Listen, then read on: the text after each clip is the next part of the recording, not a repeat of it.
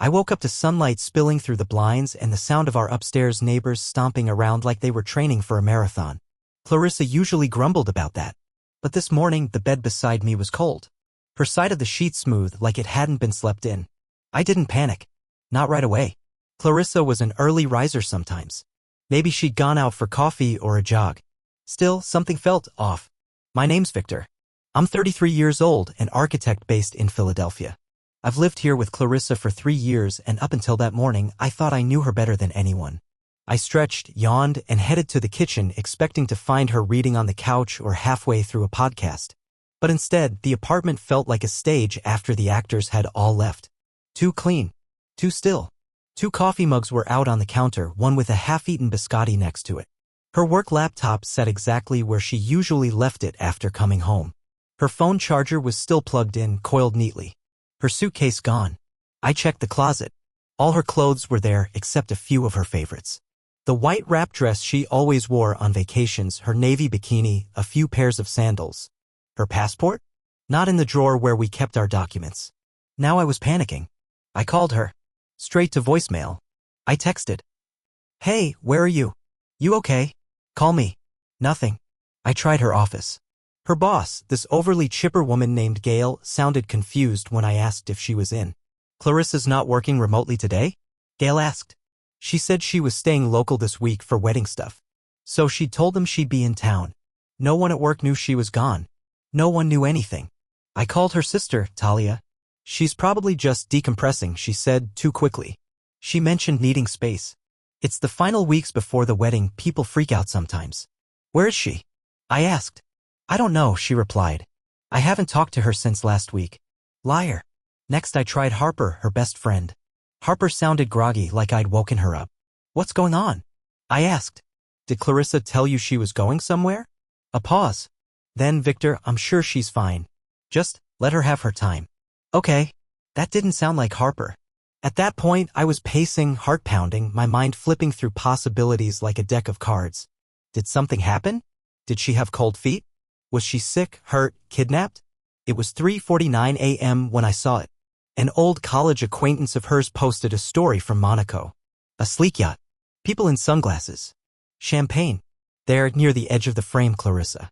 Laughing, holding a glass, wrapped in a towel, her hair wet from the ocean. I tapped the video, rewatched it. Zoomed in. No mistaking it. It was her. Next story, Clarissa dancing with a guy I recognized from old Facebook photos. Her ex Brad, I think. Some smug hedge fund guy from her Brown days. He had his arm around her waist like it belonged there. Just 2 weeks before our wedding. 2 weeks before we said I do. And she was on a yacht in Monaco with him. Smiling. Celebrating. No call. No note. Not even a damn text.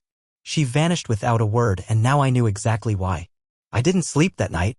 I just sat on the couch in the dark, staring at the last image of her I had on my phone, Clarissa, tipsy and glowing under the Mediterranean sun, leaning into her ex like they'd never broken up. By the time the sun rose, my fingers were numb from scrolling. I had checked every photo, every tagged post, every story. It was all there. The party, the yacht, the people she once told me she couldn't stand. Brad, the ex she insisted was just part of the past. At 8:12 a.m. she finally called. "Hey," she said, like she was calling from the grocery store. Like I hadn't been losing my mind for the last 24 hours. "Clarissa." My voice came out rough, cold. "Where the hell are you?" She sighed. "I figured you'd find out eventually." "Eventually? Are you kidding me? You disappeared." "I didn't disappear. I just didn't want to make a big deal." "You vanished," I snapped. "I woke up and you were just gone. No note. No message. You left your laptop on the counter like you were coming right back." "I didn't want the drama, Victor." I stood up, pacing now. "You didn't want the drama? You ghosted your fiancé. Your wedding is in 2 weeks. It was a last-minute trip," she said, like that explained anything. "Harper invited me. Brad happened to be there. It's not a big deal." My jaw locked so hard I felt it in my ears. "You're telling me you flew to Monaco with your ex without telling me, and that's not a big deal?" "It wasn't just him. It was a group thing. A bunch of old friends from college. You said you weren't even close with them anymore." She laughed softly, like I was being childish. "Things change. People grow up. You're reading too much into this." "Because you lied to me." "I didn't lie. You told your job you were in town. You told your sister nothing. You didn't even tell Harper the truth." Silence. Then she said, look, I needed to get away for a few days. It was spontaneous. The trip was booked months ago and I didn't want to waste it. Oh, so you remembered the vacation but not the part where you're engaged? Her tone sharpened. I didn't need your permission, Victor. I'm not a child. I stared at the floor, heart thudding like a war drum in my chest. Then why hide it? If you had told me the truth, I didn't want to deal with your reaction. You mean you didn't want to deal with consequences? You always overreact. That hit me like a slap. I could almost hear her rolling her eyes like I was the unreasonable one here. You know what? I said, finally sitting down. If you're not on a plane home by tonight, the wedding's off. Don't be dramatic. No, I said, steel in my voice now. That's the line. You don't disappear to Europe with your ex 2 weeks before our wedding and expect to walk back in like nothing happened. I'll be back in time. That's not good enough. She didn't answer. You either care about this marriage or you don't. You either show up now or don't bother. Another pause. Then, I'm not cutting my trip short because you're freaking out. That was it. No apology. No remorse. Just a flat refusal. I didn't say goodbye. I just hung up. And for the first time since she left, I realized I wasn't just hurt. I was done. The next morning, I woke up on the couch, still wearing the same hoodie from the day before. My back ached. My mouth was dry. I felt like I hadn't actually slept, just closed my eyes and replayed that conversation with Clarissa on a loop, over and over again. She wasn't coming back. Not now. Not in time. Maybe not ever. I stared at the save-the-date magnet still stuck to our fridge. 2 champagne glasses, 2 names, a little heart between them. Victor and Clarissa. June 14th. Just under 2 weeks away. I peeled it off and dropped it in the trash. Then I picked up my phone. First, I called Melanie, our wedding planner. She answered on the second ring, chipper as always. Victor. Just confirming the tasting tomorrow and we need to cancel the wedding. Silence. I heard her take a breath. I'm sorry. What? I said cancel everything. The venue, the florist, the caterer. All of it. Oh, she said, her tone dropping instantly. Do you want to reschedule or No. There's no new date. Just call it off. I gave her Clarissa's number, told her to contact her directly for anything that required 2 signatures. She said she was sorry and asked if there was anything she could do. I thanked her and hung up. Next came the harder part. I opened our guest list email, the one we'd spent hours tweaking. I drafted a message. Dear friends and family, due to unforeseen circumstances, Clarissa and I have made the decision to cancel the wedding.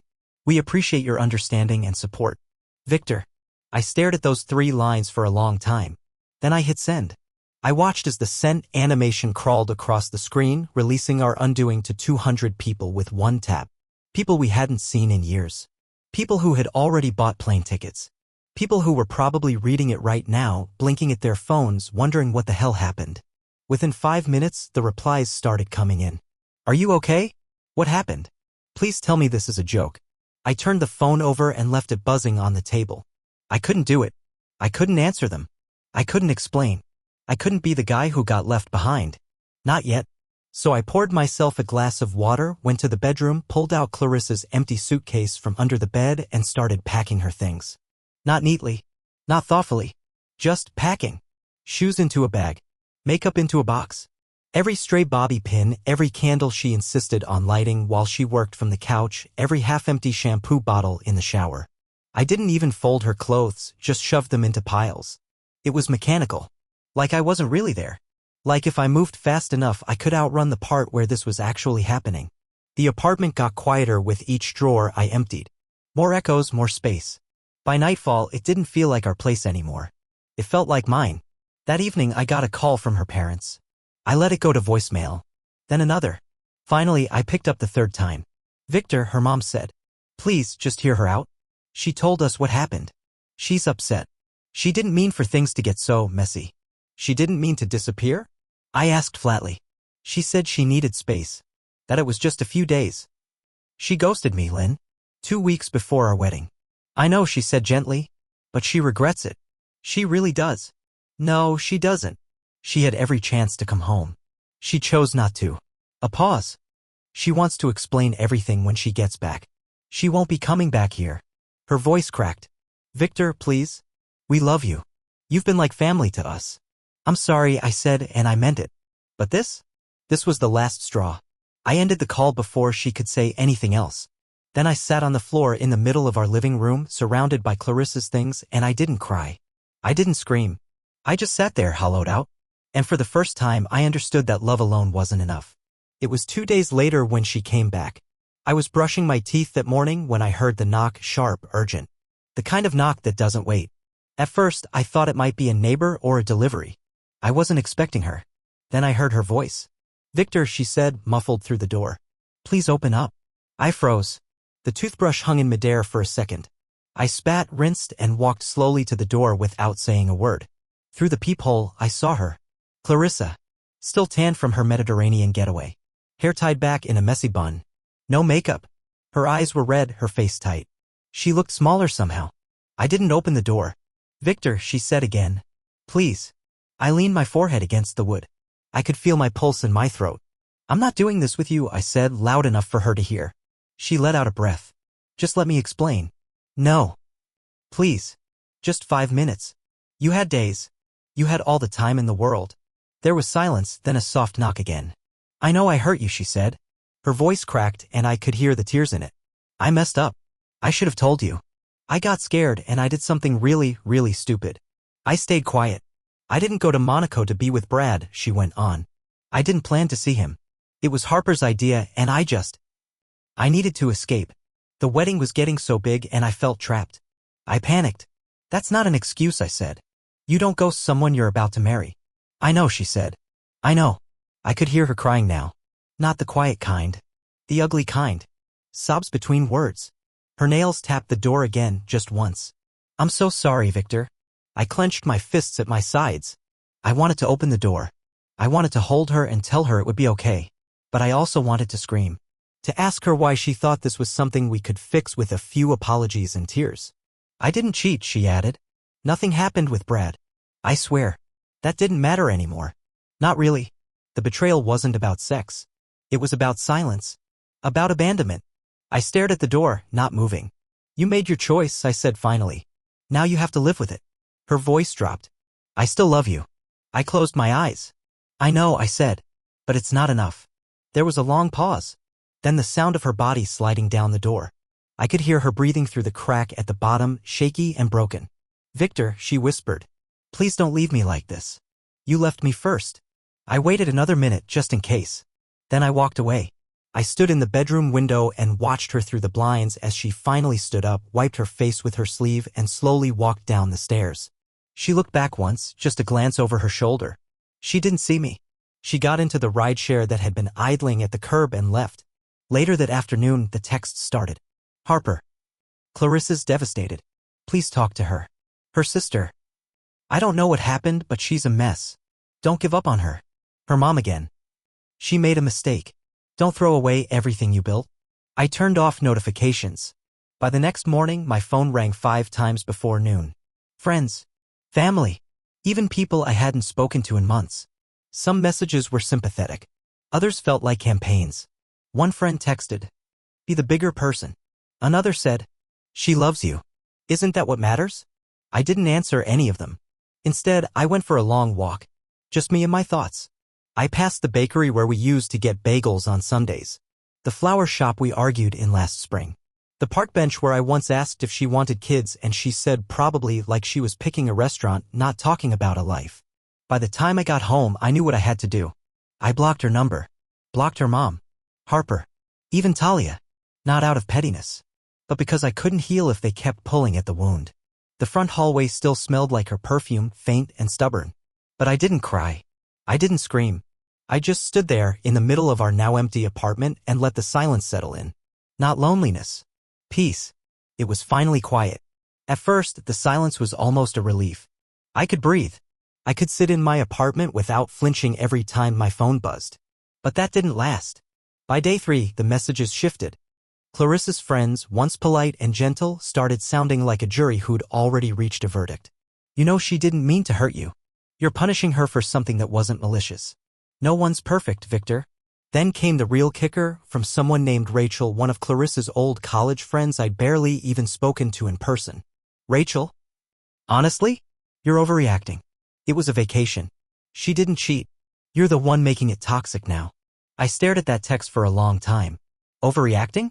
I scrolled up and reread my last message to Clarissa. It had just been 4 words, "This is over now." That was it. No insults. No guilt trip. No drama.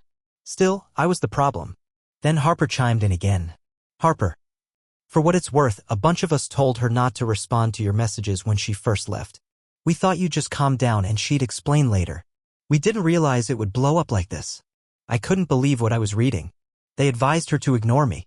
Like I was some toddler mid-tantrum, not her fiancé sitting alone in the apartment we were supposed to share for life. I didn't respond. That afternoon I got a call from my mom.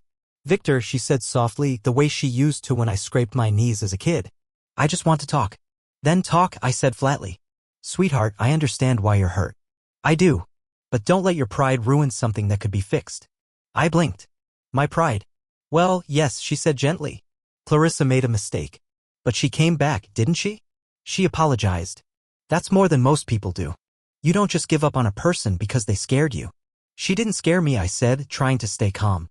She betrayed me. It's not like she cheated, she pressed. And everyone says, I don't care what everyone says. I felt the heat rise in my neck. I didn't yell.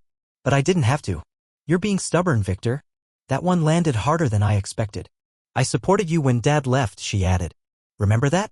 I didn't throw him out right away. I gave him a chance to explain. And how'd that go, Mom? Silence. I'm not you, I said. I'm not going to waste years waiting for someone to respect me. She exhaled. So that's it? That's it. She hung up without another word. Later that night, I got a voicemail from my sister, Jen. You know, I'm starting to think Mom's right. You're pushing everyone away just to prove a point. You were always like this. Once you make up your mind, there's no getting through to you. I didn't even finish listening. The shift was subtle at first, but then it became a wave. From we're here for you to you're taking this too far. From she messed up to you're the one acting selfish. Suddenly, I wasn't the hurt party, I was the villain. The cold, unforgiving ex. The man who canceled his wedding because his fiancée went on a boat ride. No one wanted to talk about the lying. The ghosting. The public embarrassment. Just about how I wasn't letting it go. I blocked Rachel. Then Harper. Then Jen, and eventually even my mom. Every new message felt like someone tapping at a bruise over and over again. I boxed up the last of Clarissa's things that night. Her favorite throw blanket.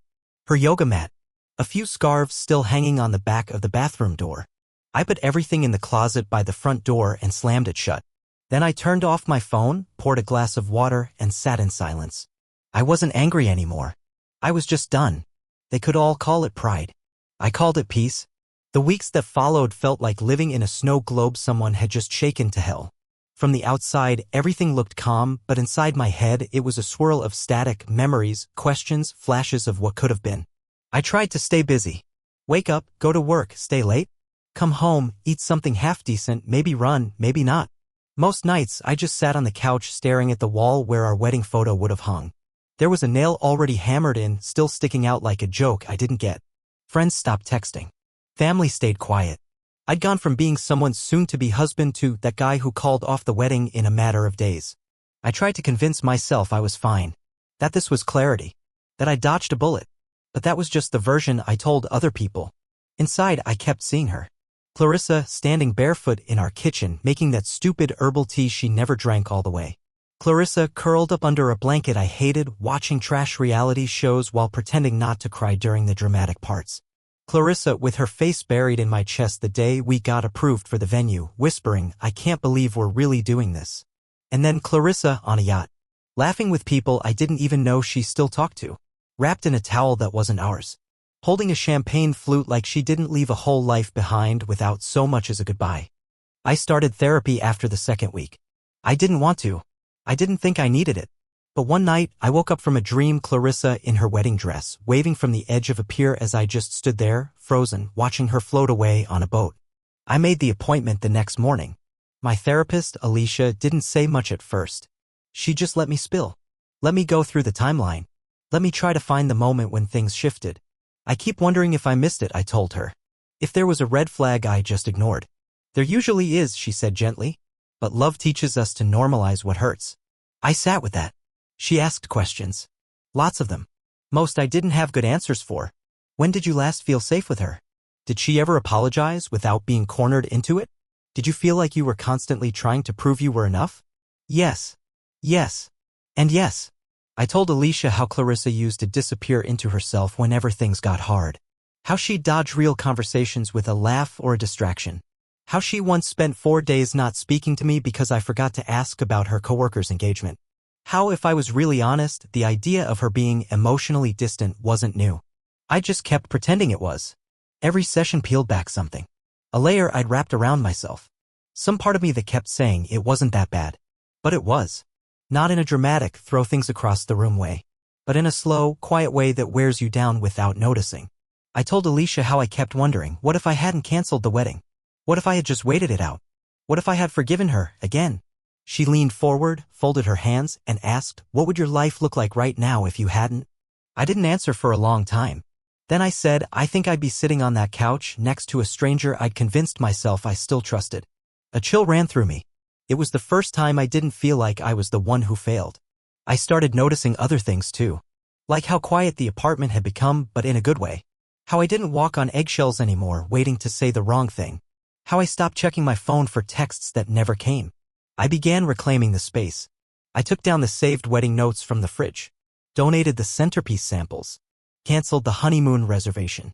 Turned her empty closet into a bookshelf. Some nights I still missed her. Some mornings I still half expected to hear the sound of her hairdryer humming from the bathroom. But I didn't call.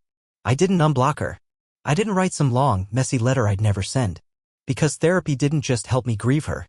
It helped me grieve the version of myself who tolerated so little while giving so much. And slowly, quietly, I started to feel like someone I recognized again. It was early spring when I saw her again. I had just stepped into Bramble and Bean, this tiny corner bakery 2 blocks from my office, the kind of place with mismatched mugs and scones that always crumbled the right way. I came in once a week for their cardamom rolls, never on a Friday. But that day, I had an early meeting and I needed something warm in my hands. She was already at the counter. Clarissa. She didn't see me right away. She was laughing with the barista, tucking her hair behind her ear like she always used to when she got nervous. Same soft trench coat. Same exact perfume. I caught it in the air before I even realized what I was smelling. Something citrusy, something hers. I froze. Just for a second. Then she turned, cup in hand, and her eyes landed on mine. Her smile faltered. Hey, she said quietly, like we were 2 coworkers running into each other at the copy machine.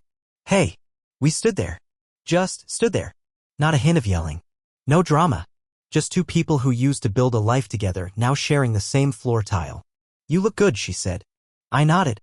Thanks. So do you. We didn't hug. We didn't ask how the other was doing. We both knew whatever we said would only scratch the surface. How's work? She asked after a beat. Busy. Good. She smiled and it didn't quite reach her eyes. That's great.